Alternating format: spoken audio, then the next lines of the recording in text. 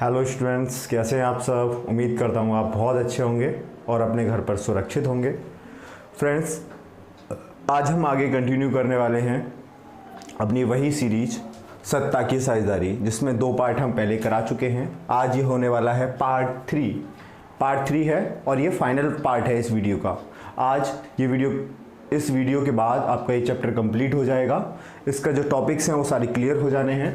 उसके बाद हम आपको प्रोवाइड कराएंगे क्वेश्चन आंसर्स के जो रिलेटेड हैं, जो अक्सर पूछे जाते हैं आपके पेपर में, आपके बोर्ड एग्जाम्स में। ओके, देखिए दोस्तों, तो इसमें हमने जाना था 2 देशों के बारे में। इसकी 2 लास्ट वीडियोस में उनसे हमने समझा कि कैसे सत्ता की साझेदारी करनी चाहिए। अगर हम सत्ता की साझेदारी कोई देश अच्छे से करता है तो उसके अच्छे परिणाम आते हैं और देश खुशहाली से चलता है। लेकिन अगर सत्ता को अच्छे से ना बांटा जाए, किसी एक विशिष्ट समुदाय में बांट दिया जाए या उसका फायदा, सत्ता का फायदा केवल एक विशिष्ट समुदाय उठाएगा, तो उसके क्या परिणाम रह सकते हैं, क्या परिणाम होंगे, ये हमने देखा पिछली 2 वीडियोस में 2 देशों के माध्यम से।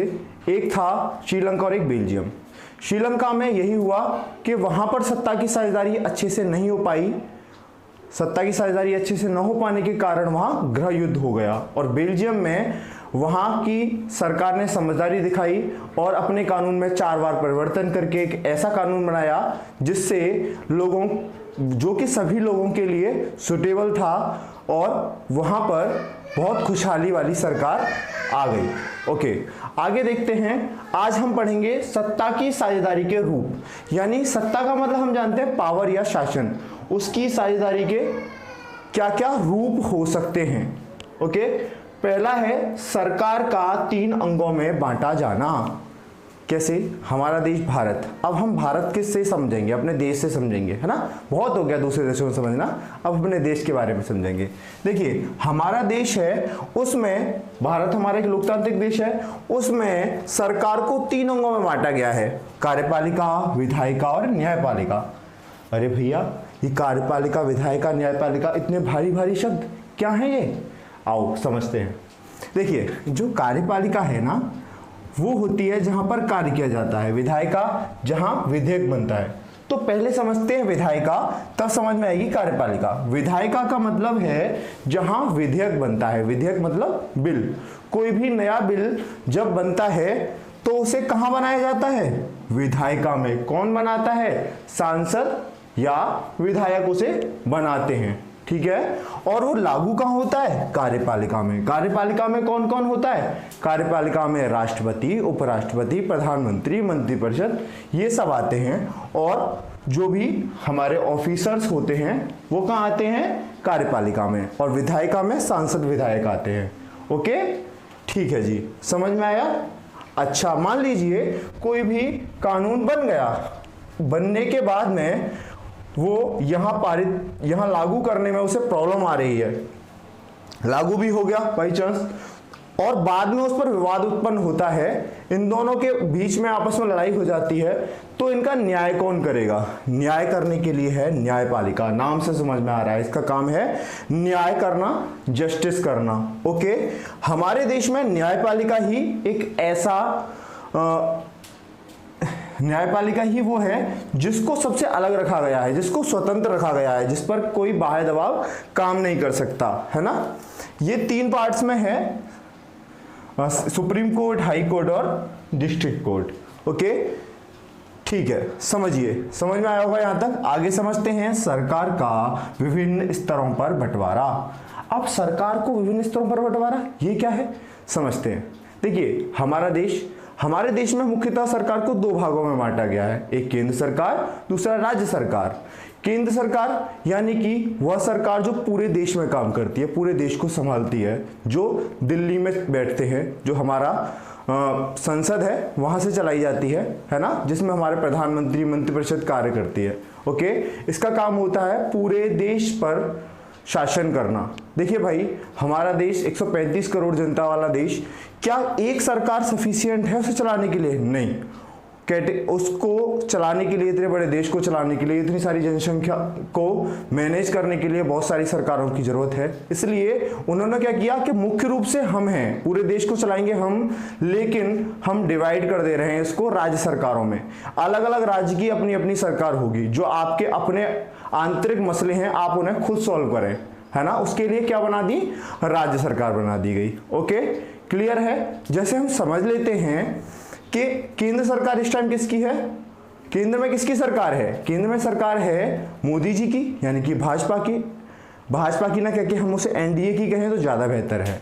ओके, आफ्टर दैट यूपी, हम यूपी में रहते हैं तो यूपी में किसकी सरकार है, यूपी में भी सरकार है भाजपा की, योगी जी। तो मोदी जी पूरे देश पर शासन कर रहे हैं। कोई भी देश से संबंधित फैसला होगा तो उसे मोदी जी चलाएंगे, लेकिन अपने राज्य तक जो सीमित फैसला होगा या राज्य की जनसंख्या को के लिए, हितों के लिए जो रक्षा करनी है वो कौन करेगा, योगी जी करेंगे। समझ में आया।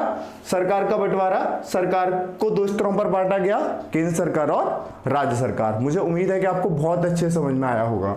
अब देखिए, विभिन्न सामाजिक समूहों का बंटवारा हमारा देश या कोई भी लोकतांत्रिक देश जिसमें विभिन्न समूहों के लोग रहते हैं, तो देखिए सभी लोग खुशहाली से रह सकें। लोकतंत्र का मतलब क्या है, लोकतंत्र का मतलब है जनता का जनता पर जनता द्वारा शासन, है ना। जनता का जनता के लिए जनता पर शासन ही लोकतंत्र कहलाता है।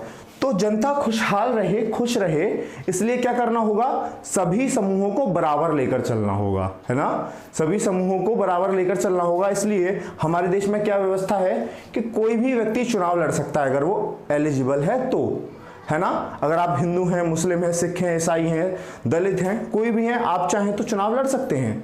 ठीक है, ये क्या है, सभी समूहों को समान रूप से लेकर चलना। इससे क्या होगा कि कोई भी, सबको समानता का अधिकार होगा तो परेशानी नहीं आएगी। आगे देखें कि विपक्ष की महत्वपूर्ण भूमिका, ये बहुत ही इंपॉर्टेंट है।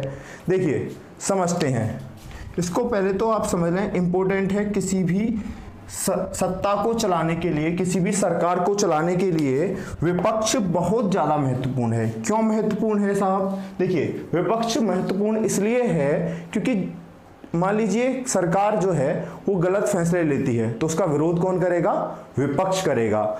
इस टाइम सत्ता पक्ष कौन है, भाजपा, और विपक्ष में कौन बैठा है, विपक्ष में बैठी है कांग्रेस, है ना।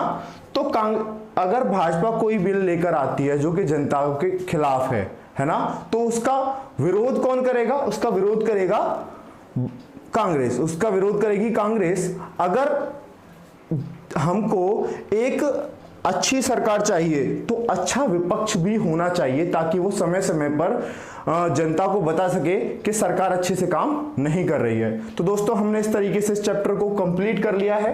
हमने समझा, आज क्या समझा उसका ओवरव्यू लेते हैं कि सत्ता की साझेदारी के क्या क्या रूप हो सकते हैं, उसे कैसे बांटा जा सकता है।